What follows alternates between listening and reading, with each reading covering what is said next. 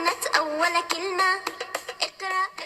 Subscribe to my channel and also press this bell icon. نحمده ونصلي على رسوله الكريم اما بعد اعوذ باللہ من الشیطان الرجیم بسم اللہ الرحمن الرحیم رب اشرح لی صدری ویسر لی امری واحلل عقدۃ من لسانی یفقہوا قولی۔ السلام علیکم ورحمۃ اللہ وبرکاتہ۔ عزیز ناظرین، اقرا مشین ہائی اسکول و جونیئر کالج کی جانب سے تجوید کی اس کلاس میں ہم آپ کا استقبال کرتے ہیں۔ امید ہے کہ آپ خیر و عافیت کے ساتھ ہوں گے اور اس کلاسز سے اپنی تجوید کو درست کر رہے ہوں گے۔ دعا ہے کہ اللہ رب العزت ہمارے اس عمل کو قبول فرمائے، آمین۔ عزیز ناظرین، آگے بڑھنے سے پہلے ہم ایک مرتبہ ہمارے پچھلے سبق کا اعادہ یعنی ریوائز کر لیتے ہیں۔ پچھلے سبق میں ہم نے مد کی قسموں کے بارے میں سیکھا تھا۔ مد کی 3 قسمیں ہیں۔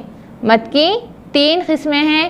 پہلا ہے مد متصل، پہلا مد متصل، دوسرا مد منفصل، تیسرا مد لازم۔ پہلا مد متصل یعنی حروف مدہ الف یا واو کے بعد حمزہ اسی کلمے میں ہو۔ مثال کے طور پر اذا جاء، جیسا کہ اذا جاء، یہاں پر الف مد کے بعد حمزہ اسی کلمے میں ہے۔ اور مد متصل کا دوسرا نام مد واجب بھی ہے۔ اس کو 4 یا 5 حرکت کے برابر کھینچ کر پڑھنا چاہیے۔ دوسری قسم ہے مد منفصل۔ حروف مدہ کے بعد یعنی الف یا واو کے بعد حمزہ دوسرے کلمے میں ہو، جیسا کہ مثال کے طور پر انا اعطینا، انا اعطینا، یہاں الف مد کے بعد حمزہ دوسرے کلمے میں ہے۔ دوسرے کلمے کی پہچان یہ ہے کہ حمزہ الف کی شکل میں آ جاتا ہے۔ مد منفصل کا دوسرا نام مد جائز بھی ہے۔ چلیے بڑھتے ہیں مد لازم کی جانب۔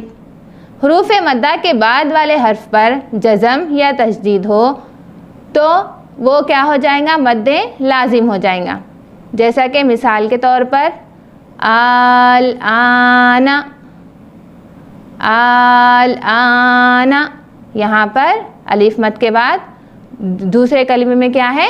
جزم ہے، تو یہاں پر مد لازم ہوگا اور مد لازم کو 6 حرکت کے برابر کھینچ کر پڑھنا چاہیے۔ عزیز ناظرین، اب بڑھتے ہیں ہمارے آج کے سبق کی جانب۔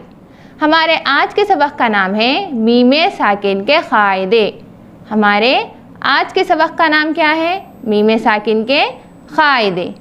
میم ساکن یعنی جس میم پر سکون ہو تو وہ ساکن ہو جاتا ہے۔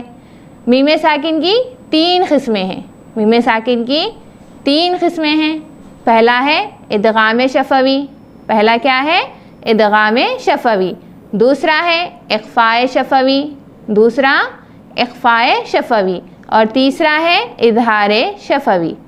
عزیز ناظرین، ادغام کا مطلب کیا ہے؟ ملانا ہے۔ ادغام کا مطلب ملانا۔ اور شفوی یہاں کیوں کہہ رہے ہیں؟ کیونکہ شفوی جو ہے دونوں ہونٹوں کو کہتے ہیں، اور میم کا مخرج کہاں سے نکلتا ہے؟ دونوں ہونٹوں کے ذریعے سے نکلتا ہے۔ ایک مرتبہ بول کر دیکھیے، میم کہاں سے نکل رہا ہے؟ دونوں ہونٹوں کے ذریعے سے۔ تو ہم اب میم ساکن کے قاعدے پڑھ رہے ہیں، اسی لیے یہاں پر ادغام، اخفاء، اظہار کے آخر میں کیا آ رہا ہے؟ شفوی آ رہا ہے۔ تو چلیے بڑھتے ہیں ہماری پہلی قسم کی جانب۔ پہلی قسم کیا ہے؟ ادغام شفوی۔ جی، ادغام کا مطلب ملانا، شفوی یعنی کہ مخرج ہے میم کا۔ ادغام شفوی یعنی میم ساکن کے بعد میم آ جائے تو میم کو میم سے ملا کر غنہ کے ساتھ پڑھیں گے۔ میم ساکن کے بعد میم آ جائے تو میم کو میم سے ملا کر غنہ کے ساتھ پڑھیں گے۔ غنہ یعنی آواز کو ناک میں لے جا کر کھینچنا۔ مثال کے طور پر دیکھیے، سورۃ القریش میں ہے اطعمہم من، اطعمہم من، یہاں پر میم ساکن ہم، یہاں ہا میم پیش ہم، پھر اس کے بعد اور ایک میم ہے جس کے اوپر تشدید ہے، تو میم ساکن کے بعد میم آ رہا ہے تو میم کو میم سے ملا کر غنہ کے ساتھ پڑھیں گے ہم، آواز کو ناک میں لے جا کر کھینچ کر پڑھیں گے۔ پھر سے ایک بار دیکھیے، اطعمہم من، ہو رہا ہے غنہ اسی طرح۔ تو یہاں پر قاعدہ کون سا ہو رہا ہے؟ ادغام شفوی۔ اور ایک مثال سے سمجھیے، لہم ما، جیسا کہ لہم ما، یہاں لہم میں ہاں میم پیش ہم، پھر اس کے بعد میم ہے، پھر اس کے بعد کیا ہے؟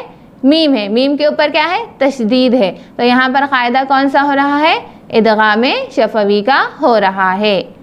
اب بڑھتے ہیں دوسرے قاعدے کی جانب۔ دوسرا کیا ہے؟ اخفاء شفوی۔ دوسرا اخفاء شفوی۔ اخفاء کا مطلب چھپانا، جی اخفاء کا مطلب کیا ہے؟ چھپانا ہے۔ میم ساکن کے بعد با آئے تو اخفاء کے ساتھ غنہ کریں گے۔ میم ساکن کے بعد با آئے تو اخفاء کے ساتھ غنہ کریں گے، اور اس قاعدے کا نام اخفاء شفوی ہے۔ تو یہاں پر آواز کو ناک میں لے جا کر کھینچنا بھی ہے اور چھپانا بھی ہے، کیونکہ ہم یہاں پر کیا کر رہے ہیں؟ یہاں پر ہم اخفاء کے ساتھ غنہ کر رہے ہیں۔ اخفاء کا مطلب چھپانا، غنہ کا مطلب آواز کو ناک میں لے جا کر کھینچنا۔ اب مثال کے ذریعے سے سمجھیے، جیسا کہ سورۃ الفیل میں ہے، ترمیہم بحجارہ، ترمیہم بحجارہ۔ یہاں پر ہم میں ہاں میم زیر، ہم میں جو ہے میم ساکن ہے، پھر اس کے بعد دوسرے کلمے میں کیا آ رہا ہے؟ با آ رہا ہے۔ تو میم ساکن کے بعد با آ جائے تو اخفاء کے ساتھ ہم کیا کریں گے؟ غنہ کریں گے۔ پھر سے دیکھیے مثال، ترمیہم بحجارہ۔ تو یہاں پر قاعدہ کیا ہو رہا ہے؟ میم ساکن کا ہو رہا ہے۔ کون سی قسم کا ہو رہا ہے؟ اخفاء شفوی کا ہو رہا ہے۔ اب بڑھتے ہیں ہمارے تیسرے قاعدے کی جانب۔ تیسرا قاعدہ کیا تھا؟ اظہار شفوی تھا۔ اظہار کا مطلب کیا ہے؟ بتانا ہے۔ تو چلیے سیکھتے ہیں یہ قاعدہ۔ اظہار شفوی، میم ساکن کے بعد با اور میم کے علاوہ، میم ساکن کے بعد با اور میم کے علاوہ کوئی دوسرا حرف آ جائے تو میم ساکن کی آواز کو ظاہر کر کر یعنی بتا کر پڑھیں گے، کیونکہ ہم اظہار شفوی کا قاعدہ پڑھ رہے ہیں۔ تو اظہار کا مطلب ہوگا بتانا، تو یہاں پر ہم میم کا قاعدہ پڑھ رہے ہیں تو کس کو بتانا ہوگا؟ میم ساکن کو بتانا ہوگا۔ مثال کے ذریعے سے سمجھیے، سورۃ الفاتحہ میں ہے، علیہم ولا الضالین، علیہم ولا، یہاں پر میم ساکن ہے اور اس کے فوراً بعد با ہے نہیں ہے، میم ہے نہیں ہے۔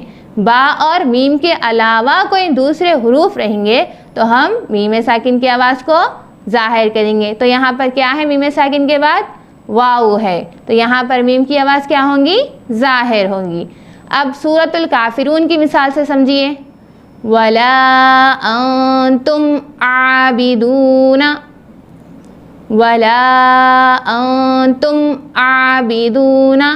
یہاں تا میم پیش تم، میم ساکن کے فوراً بعد کیا ہے؟ عین ہے، جو با بھی نہیں اور میم بھی نہیں، کون سا حرف ہے؟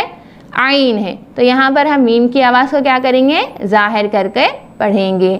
تو عزیز ناظرین، یہ تھے میم ساکن کے قاعدے۔ تو امید ہے کہ آپ کو یہ کلاس اچھی لگی ہوں گی، سمجھ آئے ہوں گی۔ تو عزیز ناظرین، اگر آپ کو یہ ویڈیو پسند آئی تو آپ اس ویڈیو کو زیادہ سے زیادہ لائک کریں اور شیئر کر کے ثواب دارین حاصل کریں، اور اگر آپ اس چینل پر نئے ہیں تو ہمارے چینل کو ضرور سبسکرائب کریں اور بیل آئیکن دبانا نہ بھولیں، تاکہ جب بھی ہماری کوئی نیو ویڈیو اپلوڈ ہو تو آپ کو اس کا نوٹیفیکیشن مل جائے، اور آپ کے اس ویڈیو کو شیئر کرنے کی چھوٹی سی نیکی کسی کی تجوید کی درستگی کا سبب بن جائے۔ تو عزیز ناظرین، اب ہم ملتے ہیں ہمارے اگلے نئے سبق کے ساتھ۔ دعا ہے کہ اللہ رب العزت ہم تمام کو تجوید کے ساتھ قرآن پڑھنے اور سمجھنے کی توفیق عطا فرمائیں، آمین۔ وآخر دعوانا ان الحمد للہ رب العالمین۔ السلام علیکم ورحمۃ اللہ وبرکاتہ۔